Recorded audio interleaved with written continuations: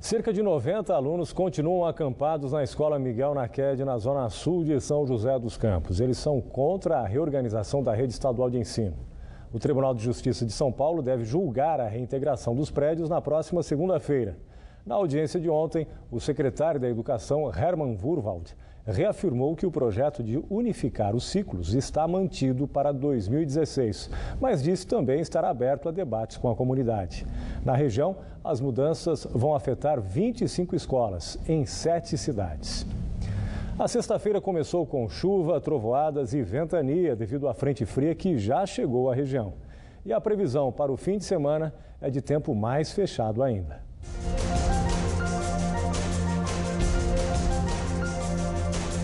Na Serra da Mantiqueira, o sábado vai ser nublado e chuvoso e as temperaturas vão diminuir. Em Campos do Jordão e São Bento do Sapucaí, mínima de 14 e máxima de 20 graus. No Vale do Paraíba, a previsão também é de muitas nuvens e pancadas de chuva. Em Piquete e Paraibuna, a máxima chega a 26 graus. Sábado chuvoso também no litoral norte, em Caraguatatuba e Ubatuba, os termômetros oscilam entre 20 e 29 graus. Hoje em Taubaté fez 27 graus. Amanhã as nuvens aumentam e chove na cidade. A máxima chega a 26 graus. No domingo, o sol deve aparecer. Em São José dos Campos, o sábado vai ser de muitas nuvens e chuva, faz 25 graus e no domingo o sol predomina de manhã, mas volta a chover à tarde. Em Ilhabela, céu encoberto neste sábado com chuva na maior parte do dia. Temperaturas entre 24 e 26 graus, ondas de 1,80 m de altura e ventos acima de 5 km por hora.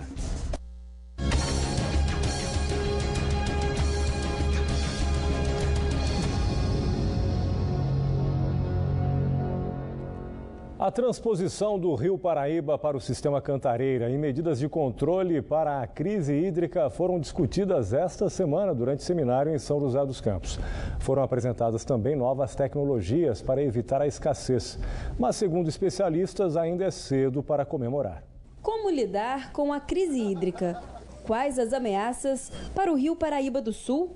Quais as consequências para a população? Dezenas de pesquisadores, empresários e representantes do poder público tentaram responder essas e outras perguntas em um seminário realizado esta semana pela Unesp no Parque Tecnológico de São José dos Campos. Quase todas as questões associadas com o abastecimento de água são questões tecnológicas. Então nós precisamos ter o conhecimento científico, conhecimento tecnológico e instrumentalizar empresas que possam intervir nesse processo, ajudando aí criando então uma boa solução para as nossas populações. Esse é o objetivo do Parque Tecnológico, a utilização da ciência, e eu estimulo que isso aconteça aqui. Este empresário desenvolveu um software para minimizar a perda de água no sistema de distribuição. Pelo programa, dá para mapear todas as tubulações de uma cidade, por exemplo, e a partir daí identificar quais estão com vazamento. Eu identificando essas áreas que estão com mais problema, eu consigo fazer uma ação de caçar vazamentos, ou de trocar a tubulação, ou de reduzir a pressão da água na rede. Eu diminuo a pressão no tubo e aí ele vai estourar menos, vai dar menos problema. Ou então eu troco a tubulação. A interligação do reservatório de Jaguari e de Atibainha também foi debatida. É uma situação já posta, não estamos mais no momento de discussão, toda a parte de debate com a comunidade, se era possível ou não essa transposição já foi feita. O que nós vamos discorrer agora é como vamos ficar após essa transposição, até pensando em exemplos como que aconteceu na Bacia do Piracicaba.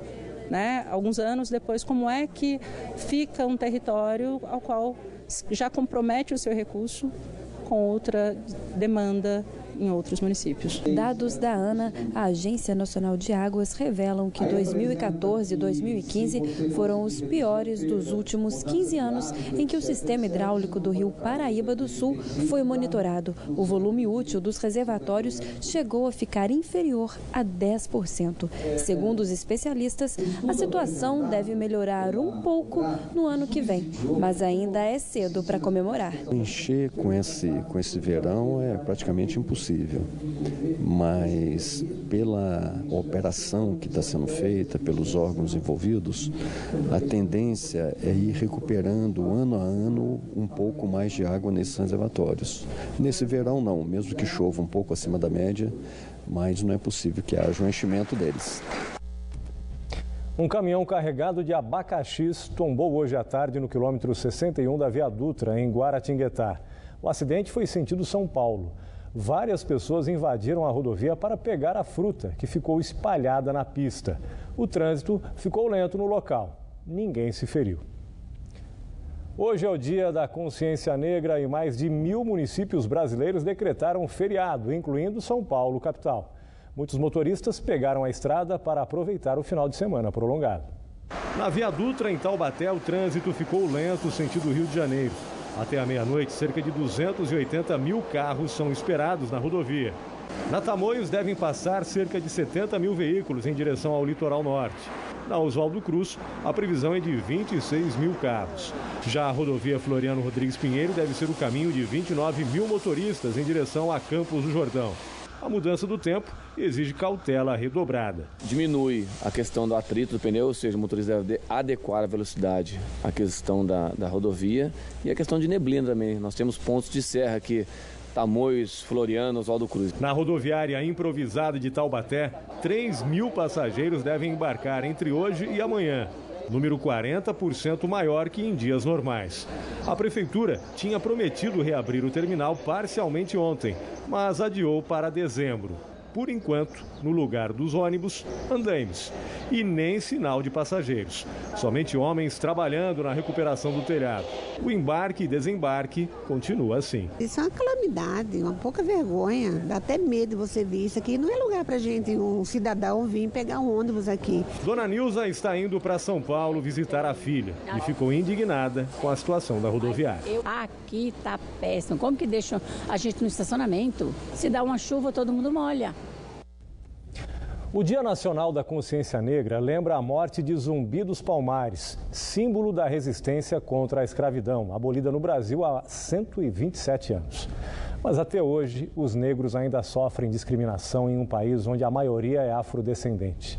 Em São José dos Campos, eventos serão realizados até o final do mês. Desigualdade medida pela cor da pele.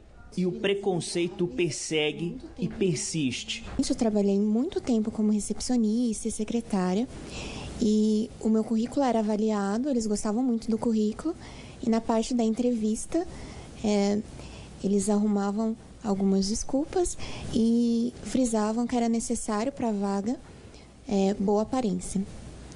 Então, nessas entrevistas ia ficando cada vez mais claro essa visão, né, que até mesmo algumas místicas estabelecem, né? A mulher tem que ser magra, a mulher tem que ser isso, tem que ser aquilo, né? Existe um padrão de beleza instituído e daí as pessoas elas fazem, infelizmente, essa diferenciação. Diagnosticada com distúrbio bipolar, Mariane tentou suicídio em 2012, ingerindo soda cáustica. Passou 2 anos internada no hospital.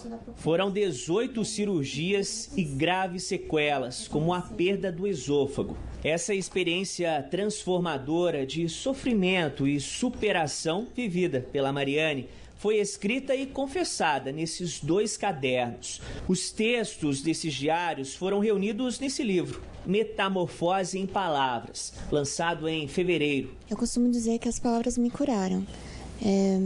Foi essencial para a minha recuperação. Dentro do estado que eu estava, né, dentro da gravidade, da minha saúde, da fragilidade, as palavras realmente me libertaram. E hoje, para mim, é tudo. A minha vida se resume a escrever. No mês passado, a obra foi premiada com o troféu Carlos Drummond de Andrade. Entre os 60 premiados, a Mariane foi a única negra. Não só ter um sonho realizado, que é o primeiro livro, mas ser reconhecido por um bom trabalho e ter essa representação, né? Não só do Vale do Paraíba, mas da minha raça em si. Os negros ainda convivem com o racismo aqui no Brasil.